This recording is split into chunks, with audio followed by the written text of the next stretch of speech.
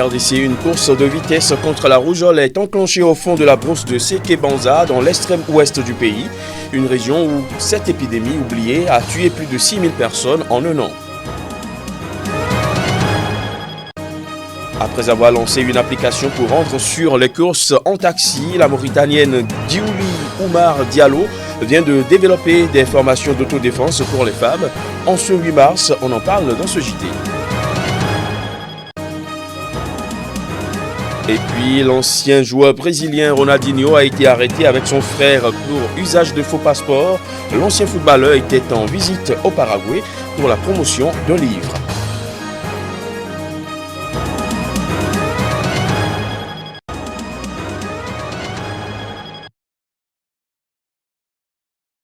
La dame qui était avec le monsieur qui a été testé positif, qui a été isolée au même moment, parce qu'on a pris cette précaution avant même de la prélever, on l'a isolée au même moment. Et quand on l'a prélevé, on l'a testé positif. Donc aujourd'hui, peut-être vous avez l'exclusivité ici, mais je vais vous signaler tout à l'heure un communiqué pour annoncer le deuxième cas. Donc on a deux types de coronavirus en ce moment.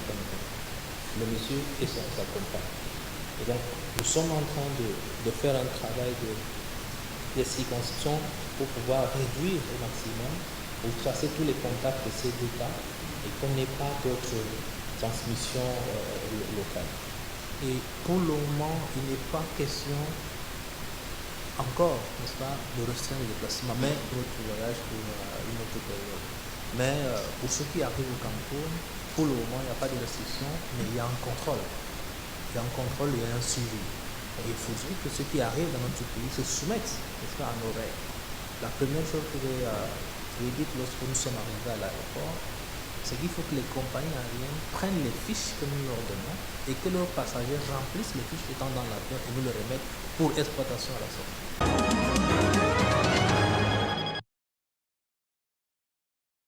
La Mauritanienne Diouli Oumar Diallo n'a qu'un objectif, que les femmes soient actrices de leur propre sécurité. Après avoir lancé Tassi Secure, une application pour rendre sur les courses en taxi à Nouakchott, elle s'est lancée dans un nouveau projet, RIM Self-Défense. L'idée est de dispenser aux femmes et jeunes filles des formations pour faire face à des agresseurs sexuels.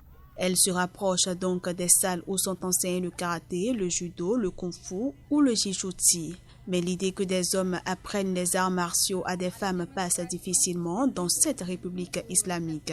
L'association se tourne alors vers les rares pratiquantes d'un sport de combat et les forme à transmettre leurs techniques à d'autres femmes. Taxi Secure et RIM Self-Défense, c'est quoi? Taxi Secure et RIM Self-Défense, c'est deux outils qui ont pour objectif, c'est de prévenir les agressions et les violences sexuelles à l'égard des femmes, des jeunes filles et des mineurs. Dans les transports en commun, notamment les taxis, qu'on appelle communément ici à Nouakchott les taxis, dans la rue et en milieu scolaire. Taxi Secure, c'est quoi? C'est une application Android, elle est gratuite. Donc elle a 3 fonctionnalités, si on peut le dire. Une, la vérification du matricule de taxi. Du matricule de taxi avant de prendre le taxi. La deuxième fonctionnalité, c'est l'envoi du message d'alerte à ses proches. Si jamais on sent que le taximan veut nous amener à une destination autre, celle qu'on a, envoyer le message d'alerte.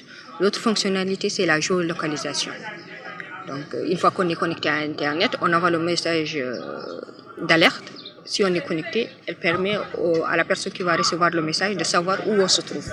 Un projet de loi sur les violences basées sur le genre, aggravant les peines pour viol et pénalisant le harcèlement sexuel, a été rejeté en 2017 et 2018 par le Parlement. Les députés ont renaclé sur le concept de genre, valeur étrangère à la Mauritanie selon eux, sur le droit de voyager sans autorisation du mari ou sur la faculté des organisations d'aide aux victimes à se constituer partie civile.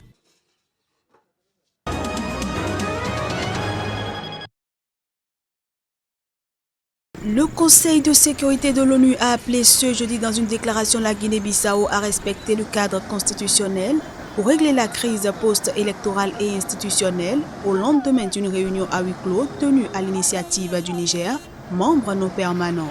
Le Conseil de sécurité demande aussi à la communauté économique des États de l'Afrique de l'Ouest, CEDEAO, d'envoyer au plus vite une mission politique de haut niveau en Guinée-Bissau afin d'aider à résoudre la crise. Ses membres enfin exhortent les forces de sécurité et de défense à ne pas interférer avec la crise politique et post-électorale, souligne leur déclaration. Mardi dernier, le secrétaire général de l'ONU, Antonio Guterres, avait aussi fait part de son inquiétude face à l'évolution de la situation à Bissau. Il avait demandé aux partis d'exercer le maximum de retenue. La France a quant à elle appelé ce mercredi l'armée en Guinée-Bissau à rester à l'écart et tous les acteurs à la retenue dans la querelle post-électorale qui se poursuit dans ce pays 2 mois après la présidentielle.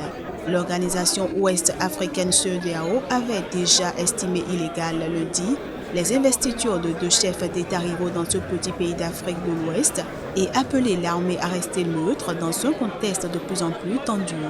Depuis vendredi, des militaires se sont établis dans plusieurs institutions du pays et ont pris le contrôle de la radio et de la télévision sans qu'on sache si l'armée a choisi un camp et lequel. L'ex-premier ministre Domingo Simoes Pereira, candidat du principal parti, conteste toujours la victoire attribuée par la commission électorale à un autre ex-premier ministre, l'opposant Umaro Sissoko Embalo. Ce dernier s'est fait investir président il y a une semaine et s'est installé au palais présidentiel. Il a nommé un nouveau premier ministre parmi ses soutiens, Nuno Gomes Nabiam, après avoir limogé le premier ministre Aristide Gomes, reconnu par la communauté internationale.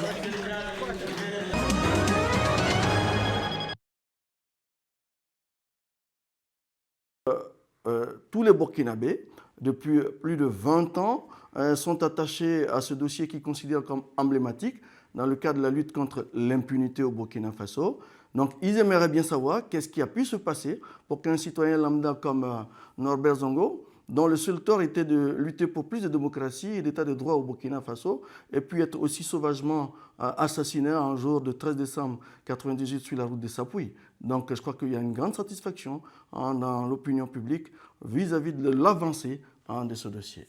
C'est une décision administrative du Conseil qu'il peut donc déférer devant le Conseil d'État français. On imagine bien qu'il le fera parce que ses avocats de toutes les façons l'avaient déjà promis. Mais bon, je pense que les étapes qui ont été franchies, de mon point de vue, étaient les plus difficiles.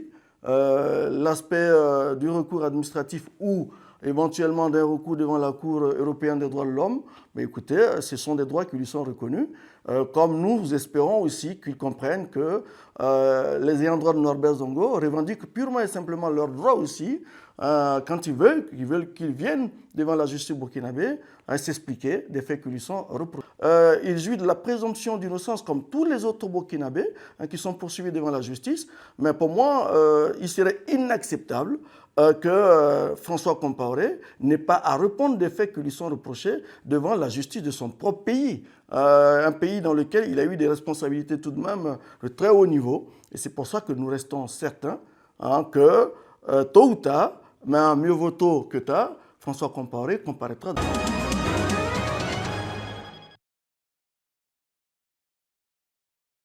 Il avait été placé en détention fin décembre pour avoir fustigé sur Twitter en avril le verdict prononcé par un magistrat contre des membres du Hirak, un mouvement de contestation qui a agité le nord du Maroc en 2016 et 2017. Des membres condamnés à des peines allant jusqu'à 20 ans de prison. Le journaliste a collaboré avec plusieurs médias marocains et internationaux et enquêté sur la corruption, l'économie de rente, la prédation foncière ou les collusions entre pouvoirs et milieux économiques. Il a aussi co-réalisé un documentaire sur le Hirak. Son incarcération avait suscité une vague d'indignation et il avait été remis en liberté provisoire quelques jours plus tard. Le jugement a été renvoyé au 12 mars par le tribunal de première instance d'Ain Seva sans que le procureur ne fasse de réquisition. J'ai maintenu que je pratiquais ma liberté d'expression et ma liberté d'opinion. C'est dans le même sens que mes avocats sont partis en réclamant un acquittement et un abandon des charges. Donc on va voir. La semaine prochaine, le verdict tombera le 12 mars. C'est prévu pour le 12 mars. Avant l'audience, quelques dizaines de personnes s'étaient rassemblées devant le tribunal pour dénoncer un procès politique en appelant à l'abandon des poursuites. Ce jeudi, une partie des débats s'est focalisée sur l'analyse du mot bourreau utilisé dans le tweet du journaliste, la défense plaidant qu'il ne s'agissait pas d'une insulte mais de l'expression d'une indignation et invoquant la liberté d'expression garantie par la Constitution. Le nouveau code de la presse entré en vigueur en 2016 exonère les journalistes de peine de prison, mais il suffit que les poursuites soient engagées au nom du code pénal pour contourner cette disposition. Les organisations de défense des droits humains, dont Amnesty International et Human Rights Watch, ont récemment dénoncé une campagne de répression des autorités marocaines après plusieurs condamnations à des peines de prison ferme, sanctionnant des propos critiques ou insultants vis-à-vis du pouvoir sur les réseaux sociaux.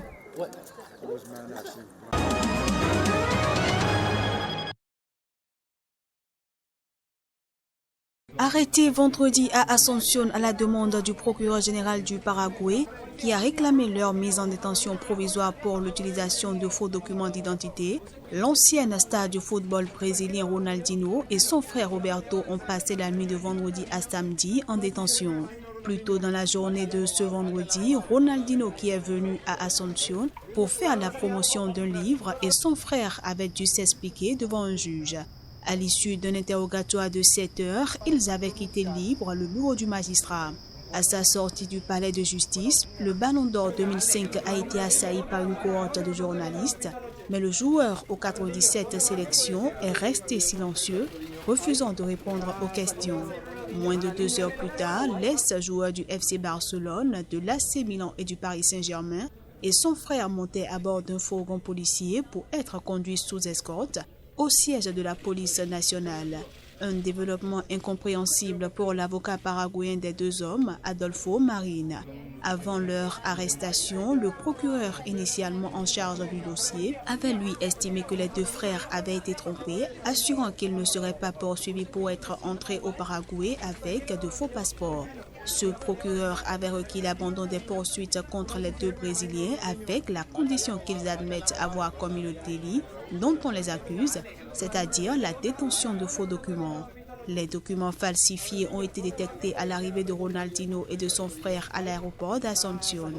Mais selon leur avocat qui conteste la version du parquet, le Ballon d'Or 2005 n'a pas présenté de faux passeports à son arrivée.